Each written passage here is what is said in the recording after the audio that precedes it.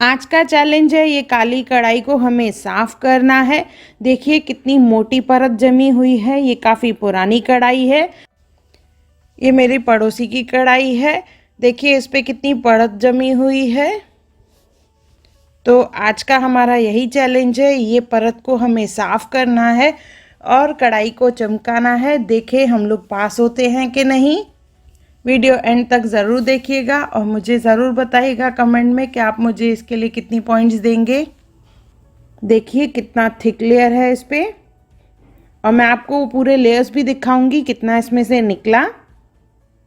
तो video and तक ज़रूर देखिएगा।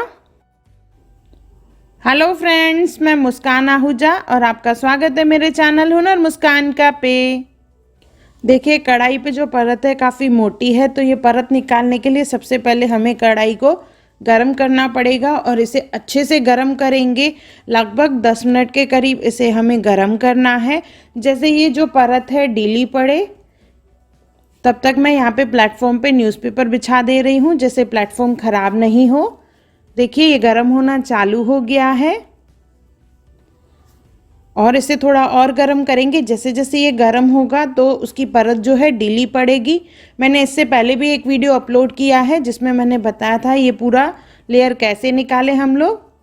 देखिए अच्छे से गरम हो चुका है। तो सबसे पहले हमें क्या करना है, इसका जो ब्लैक लेयर है ये कालापन, वो पहले हम लोग निकालेंगे। करछी या पलटनी का इस्तेमाल करेंगे जो पॉइंटेड हो, और इस तरह से देखिए ये लेयर को हमें खोद के निकालना है। पूरा टैपिंग करके पूरा इसमें से हम लोग लेयर निकालेंगे। देखिए गर्म होने की वजह से ये आसानी से निकलेगा, पर ध्यान रहे ये गर्म है काफ़ी, जैसे आपका हाथ जले नहीं। कपड़े या पकड़ का इस्तेमाल करें और इसमें से लेयर देखिए हम लोग धीरे धीरे निकालते जाएंगे। और जैसे मैंने बताया लास्ट में मैं आपको दिखाऊंगी इसमें से कितना लेयर ये निकला है। थोड़ा टाइम लगता है पर ये धीरे धीरे लेयर निकलता जाएगा। देखिए इस तरह से पूरा लेयर हम लोग निकालते जाएंगे।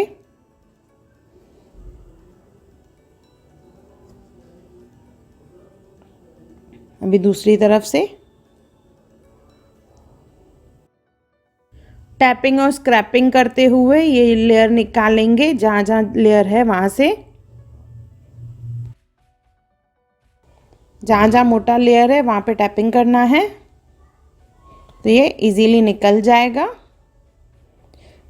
वीडियो एंड तक ज़रूर देखें और कमेंट करके मुझे बताएं कि आप मुझे कितनी पॉइंट देंगे।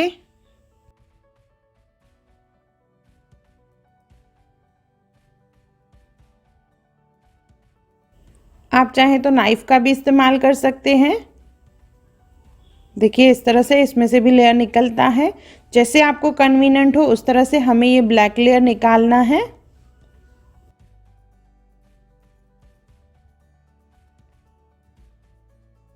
बीच में जैसे जैसे लगेगी आपको कढ़ाई ठंडी हो गई है, फिर से इसे गर्म करना है और फिर से इसे इस तरह से स्क्रैचिंग करके निकालना है।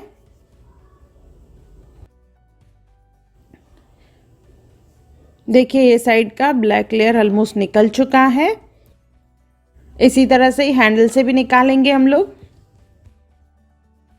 देखिए ये इतना ब्लैक लेयर इसमें से निकला है। अभी और थोड़ा निकालेंगे फ्रंट साइड से। मैंने फिर से कढ़ाई को थोड़ा गरम कर दिया है और स्क्रैपिंग करते हुए देखिए इस तरह से लेयर निकाल देंगे। ये भी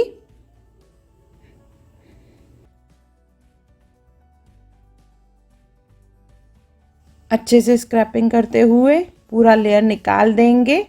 देखिए इसमें से ब्लैक लेयर जो है वो निकल गया है। ये देखिए ये ब्लैक पूरा इसी में से कढ़ाई में से ही निकला है। इसके बाद अभी नेक्स्ट स्टेप हमारा है, इसे भिगो के रखना है। तो एक बर्तन में इसे डाल देंगे, जैसे ये अच्छे से डिप हो जाए, और उसमें डालेंगे गर्म पानी। अच्छे से पानी को गर्म करना है और उसमें डाल के ये कढ़ाई को रखना है। तो देखिए ऑलमोस्ट मैंने गर्म पानी लिया है यहाँ पे।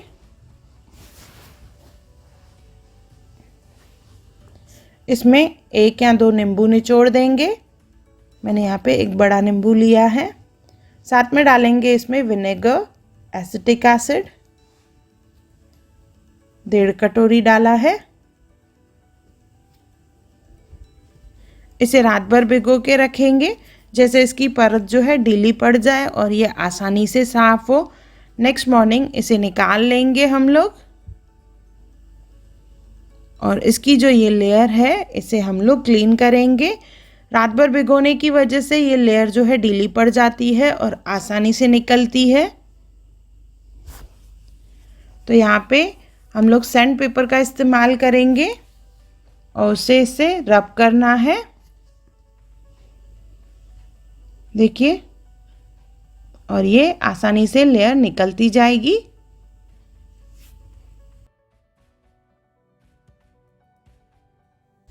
इसी तरह से ही मैं कढ़ाई का एक साइड घस रही हूँ, आप डिफरेंस देखिएगा। इसे वॉश कर देते हैं। तो जो विनेगर का पानी है उसी में ही वॉश करेंगे, ये पानी फेंकना नहीं है। देखिए दोनों साइड में डिफरेंस। इसी तरह से ही घस के पूरी कढ़ाई को हम लोग साफ करेंगे और सैंड पेपर का ही इस्तेमाल करेंगे।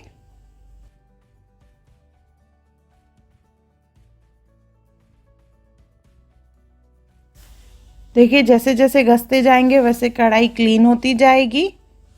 फिर से मैं एक बार आपको वॉश करके दिखा रही हूँ। जो काला लेयर था काफ़ी हद तक निकल चुका है। हैंडल्स और नट को हम लोग बाद में साफ़ कर लेंगे, पहले बैक साइड साफ़ कर लेते हैं। तो वही सैंड पेपर का इस्तेमाल करके इसे घस के बैक साइड का भी पूरा कालापन निकाल देंगे। सैंड पेपर जो है 2 टाइप के आते हैं, एक रहता है पतला जो जल्दी से फट जाता है और एक आता है जो कलर वाले या कारपेंटर्स यूज़ करते हैं, वो थोड़ा सा थिक रहता है। कोशिश करें कि वो वाला जो सैंड पेपर है आप उसका इस्तेमाल करें, उससे कढ़ाई जो है और जल्दी साफ़ हो जाएगी।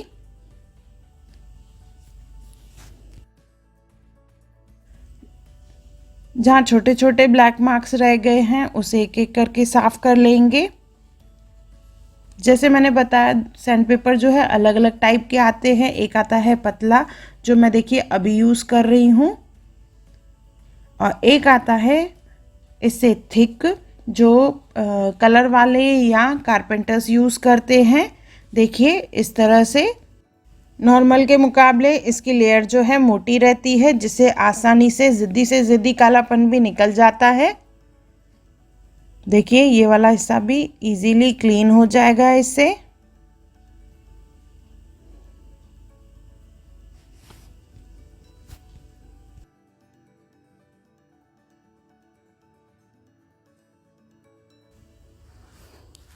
इसे घस लिया है सब तरफ से, पर कहीं कहीं अभी भी इसमें निशान हैं, तो वो निशान को भी हम लोग निकालते जाएंगे। तो मैंने यहाँ पे लेमन सोप लिया है, एक्सो या रिन या विम बार, आप कोई भी सोप ले सकते हैं, डिटर्जेंट सोप,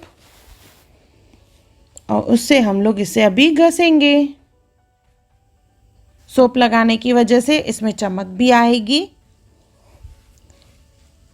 देखिए मैं आपको वॉश करके दिखा रही हूँ कितनी अच्छे से ये साइड साफ हो गई है। वैसे ही फ्रंट साइड। कुछ चीज़ें होती है जिनसे हमारी कुछ यादें, कुछ फीलिंग्स जुड़ी हुई होती है, तो सब चीज़ें, सब बर्तन हम लोग इस तरह से फेंक नहीं सकते हैं, उससे हमें साफ़ करना ही पड़ता है। तो ये मेरे कुछ टिप्स हैं जिससे हम लोग ऐसे बर्तन साफ़ कर सकते हैं।